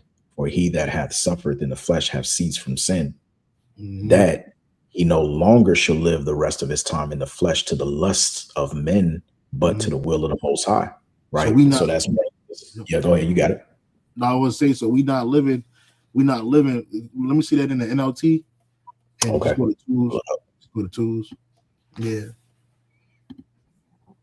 It says in NLT, you won't spend the rest of your lives chasing your own desires, but you will be anxious to do the will of the Most High. And that's what we're doing. You know what I'm saying? How many we had the desires to do certain stuff. We ain't chasing that shit no more. We trying to chase the will of Yahweh Shem Shai. We trying to do what pleases Yahweh Shem Shai. Yep. It goes on to say, verse 3, for the time past of our life may suffice us to have wrought the will of the Gentiles when we walked in lasciviousness, lust, excess of wine, revelings, banquetings, and abominable idolatries. Yeah, right? It says verse 4, which is the point. Idolatries. Oh no, can you read it? Yep, NLT. Yeah, verse 3. Oh, verse 3. Yep, verse 3 NLT. You sorry, we can hear some feedback from your phone. Hold on. Yeah, kind of. It says in the NLT, You have had enough of the past. Listen to this. You have had enough in the past of the evil things that godless people enjoy. Their immorality and lust, their feasting and drunkenness and wild parties, and their terrible worship of idols, man. Read verse 4. It says, verse 4, wherein they think it strange that you run not with them to the same access of riot, speaking evil of you. And reading the NLT. Yep. NLT, it says, of course, your former friends are surprised when you no longer plunge into the flood of wild and destructive things they do, so they slander you. Yep. There it is. There it is. And that you go through that with your family, you go there with your so-called friends. Apostle Gabar was going into that in that video, man.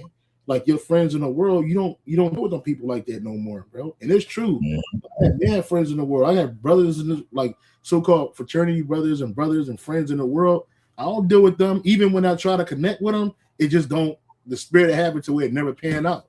You know what I'm saying? Every once in a while, a conversation, but outside of that, I can't deal with them people like that no more. There's a block, right? Something happens where I can't link up with them. I try to go. I was like, oh, I'm gonna get dressed. I'm gonna go, and I end up staying home. Like, fuck it, man. I ain't going to that shit, and then I end up not doing it because we're not equally yoked in that manner. Hey, can two walk together unless they be agreed?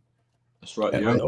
So people think it's strange that you're not running to the birthdays, the Christmas, the Halloweens, and all that other shit. And their excuse is we're doing it for the kids. But what you're doing is you're programming your children, you're indoctrinating your children in idolatry. And because you're not running to the same idolatry, now they talk shit about you. Oh, you know, if I might say something, I wonder if IYC teaches about that, the birthdays and shit like that. It's just they want to teach about the whole woman, thing.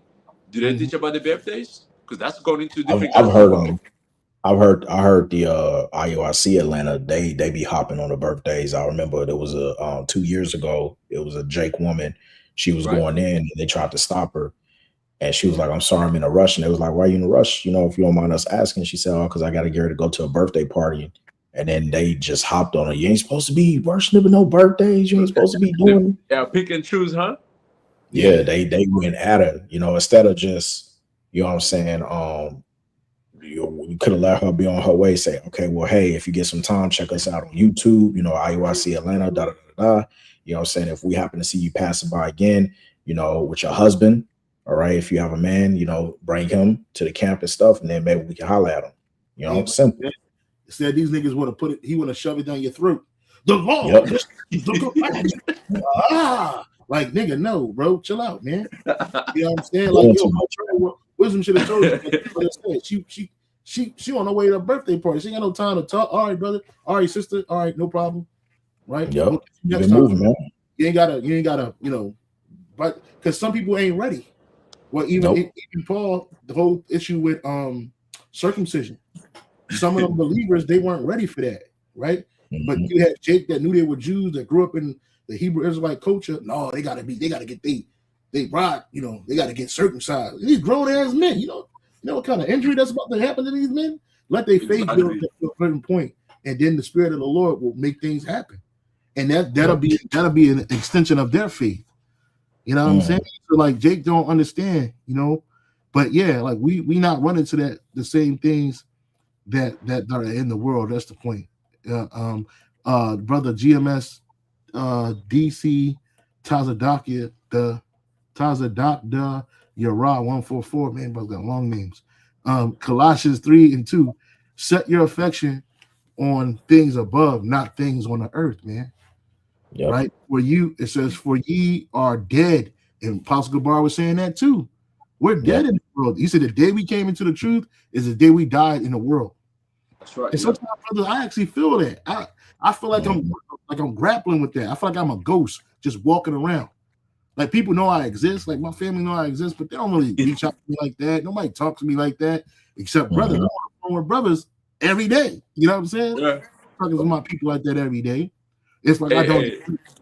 Hey, I'm glad you mentioned that, Elder, because I've been feeling the same way. I'm like, man, my little brothers, none of them, they don't invite me nowhere no more. And then I'm like, damn, what the fuck is really going on? But now you mention that, it's like, yeah, we know this nigga, he don't believe what we do, so he's, this, because the two brothers that who don't, invite me nowhere, they should be in the truth. So they Yeah, understand how I feel. I'll go over there, get a little bit tequila, Hennessy, and catch niggas out. Like, fuck what we're doing birthdays for. And I've done that before, though. I'm yeah, not gonna lie, I've done that before. So I understand how they feel. So, but yeah, I Yep. was, I've been going through that whole battle of it. But now I'm like, now you mention it, I'm like, okay, it makes sense. yeah. Yeah. We Can you can't get have that? that. You can't have that nigga here because he's gonna go. He's gonna start talking about the truth. That's the only conversation he's gonna have here with us. So we don't want that. Yeah, it's right. Mhm. Right, brother. And like I said, like Apostle Gabar said, he said the day we came into the truth is the day we died in the world, bro. It said you Yep. are dead in the world, but we are alive in Yahweh Shah.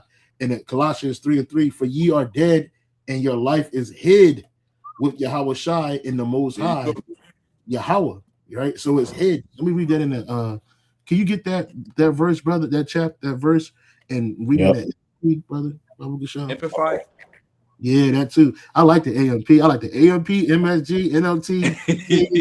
I was like, bro, like it be hitting, man. Like, yo, this I didn't get on is that on just a laptop usage? yeah, you can get on your phone, just go to Bible Gateway. Like on a website, right? No, you can go to Bible Gate. I'll send it to you. I'll send a You link send to it you to on WhatsApp. beautiful. Brother. Can you read it, Zaquan? Go ahead, you got it, Yep. brother. AMP, it says, for you died to this world, and your new real life is hidden with Hamashiach in the Most High. So this is not our real life. This is just it's not a simulation, but this is not our real life, bro. Like you Right. waking up looking at your peoples, you hanging out with these so-called worldly. That's not your life no more, bro. Our real life is in Yahweh Shai, and it's hidden to the world. They can't understand it. They can't see it, right? Right. So it says in the NLT, you died in this life, and your real life is hidden in Hamashiach, Yahweh Shai, in the Most High Yahweh, man. Mm. So we're our true life is hidden, because in reality, brothers, global, we part of the elect. We're kings, bro. We're sitting on Yep. thrones. We got servants and handmaids. We part of the Lord willing, we part of the elect. We're part of the elect. You know what I'm saying? So our real life, this is just a temporary thing. Everything in it, your children, your woman, your so-called family members, all that shit is temporary, man. Some of them may not make it. Is a You know? I got a precept here, and please correct me if I'm wrong, right? This is the book of Hebrews, chapter 11 and verse 20. That's like Hebrews chapter 11, verse 13. It says, "These all die in faith, no having received the promises, but having seen them afar off, they were persuaded of them and embarrassed them and confessed that they were strangers and pilgrims on the earth." So this is going into our forefathers, right? So before they even, went back into spiritual world, they had to deny those idolatry gods that, the relative worshiping example is Abraham. Yahweh Mhm. showed to Abraham so that you gotta leave your parents, your father, and move on. Yep. So he had to make that move first. Like it's a spiritual thing you gotta do first before it gets physical. Even with us coming Mhm. in its truth, it starts by what spiritual thing. You gotta move on spiritually, and then eventually it's gonna get physical, which is gonna be what the mark of the beast, where we deny Esau being a so-called god of our society, right?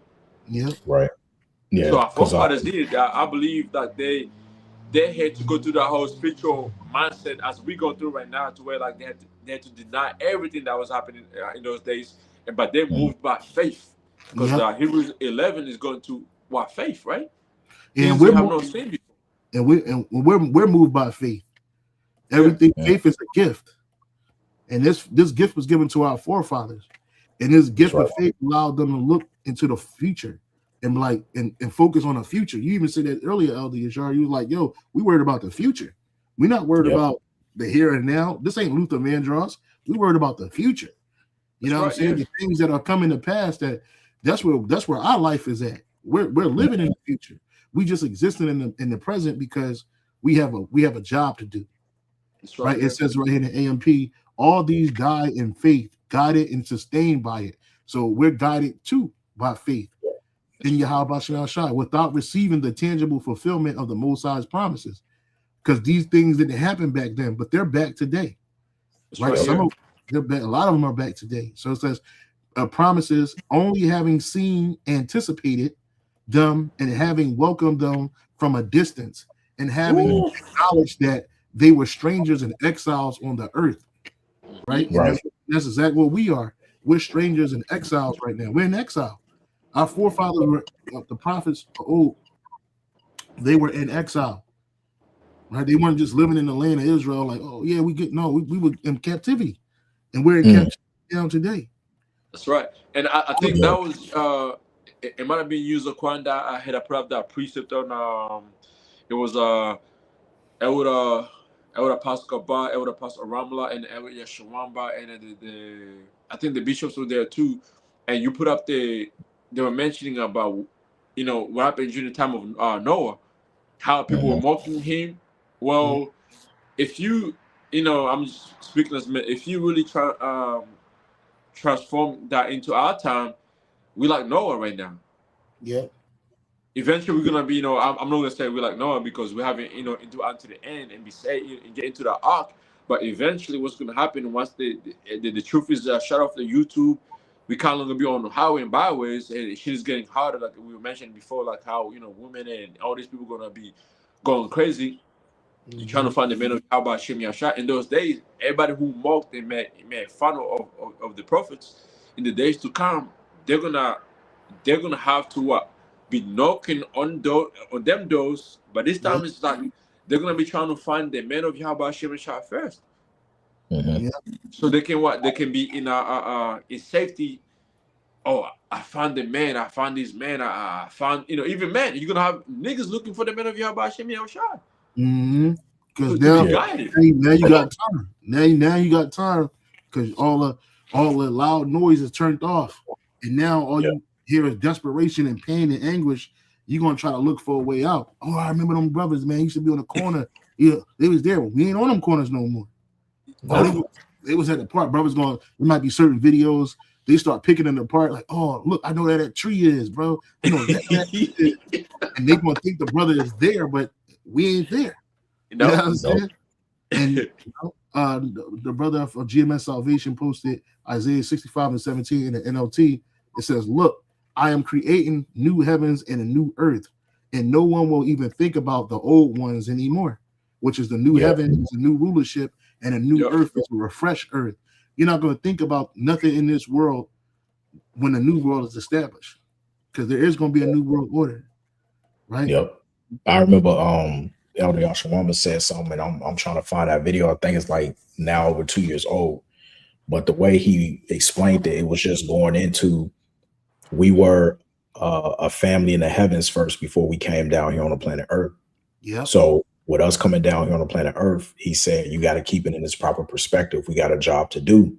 We're trying to get back to our first estate. Now, Yahweh Shem Shai has put in certain brothers' lots to have a family, to have a wife, to have a children. But that's not the end all be all. Okay. Those things were put in our lives just to help balance out whatever it is that we need to do, but to keep us on our mission. See what I'm saying? And you can't lose sight of the mission. Just because you got this shit going on, you got that going on, whatever, you got to stay focused on the mission. You was brought here with a particular purpose.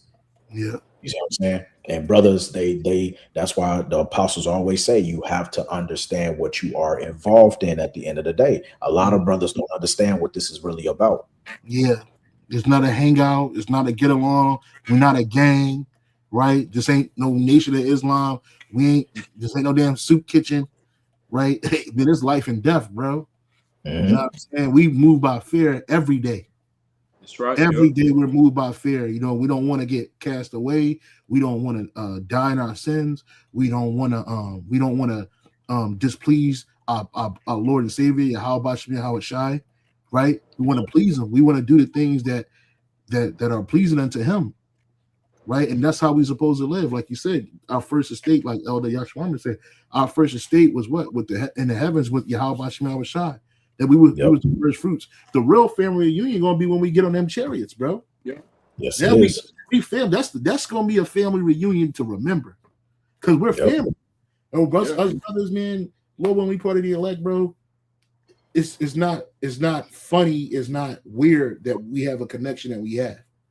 You know what I'm saying? It's just natural. We ain't acting. We ain't playing brothers.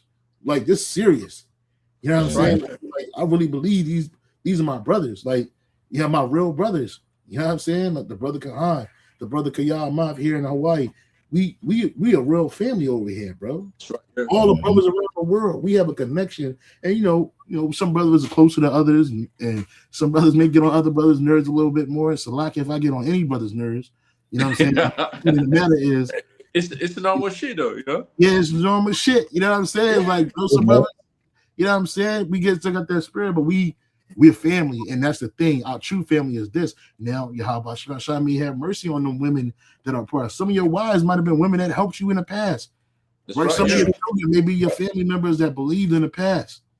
Right? So and the back, what is that? Is that Daniel chapter 12? It says, you're gonna be back in your lot. So that goes into the prophets, but also that goes into the scoffers, false prophets, the people that you have in your life. They're all back into the, where they belong into their category.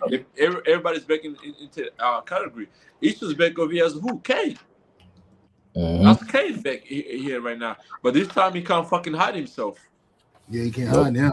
He's trying to AI. He's trying to everything. He's trying to, change the truth. But it's like, nah, man, this is it. This is it for you, E. So like, your empire was gone. During the dark age, you were gone. You're back in power. You're trying to change the story. But guess what? You will be found out because this is it.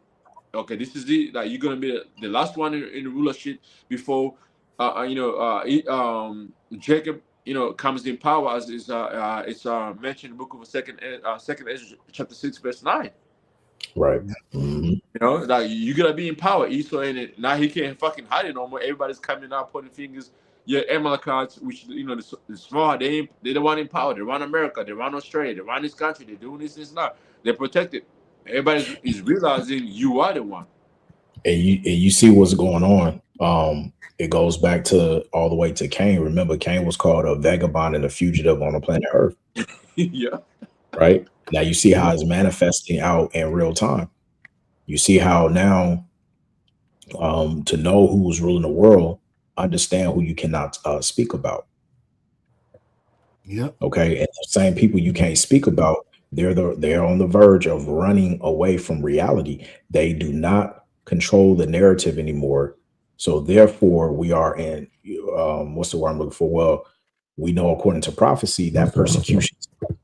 We understand that this devil is about to truly show his horns.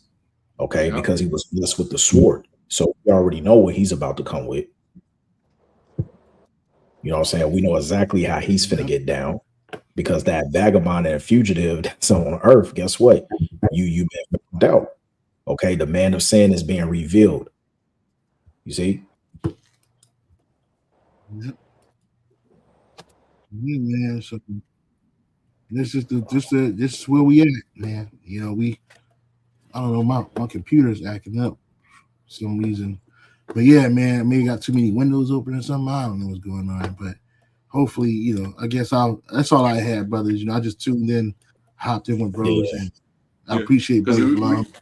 We're gonna have to do part 2 because we didn't even get into the WW3 videos. We had it that way, yeah. And I told the brother, like, yo, we're gonna have to do part 2 tomorrow, man, because I don't think the way things works out, like, you think you got it, but at the end of the day, like, it could be one topic that goes on for 5-6 hours, and you're like, what the fuck, Yeah, bro. So I don't know why my drink popped up, but I just saw this Nate Parim. He dressed like a pimp, a Mississippi pimp.